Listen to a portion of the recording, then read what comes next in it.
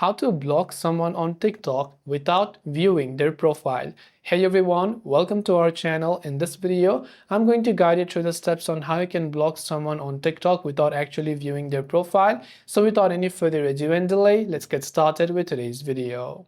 If you wish to block someone on TikTok without viewing their profile, so basically you want to block someone on TikTok but without not viewing your profile because you're scared that they will get notified that you viewed their profile. Now, the thing is that even if you view someone's profile, right after you block them, they won't know that you viewed their profile because you have blocked them. So you can just go to their profile and block them without any issue.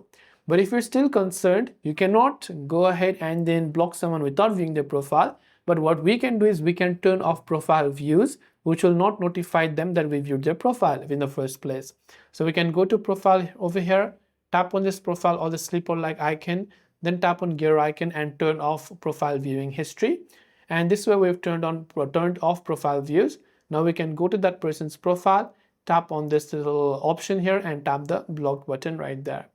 And this way we can go ahead and then basically find out and block someone on TikTok without letting them know that we viewed their profile.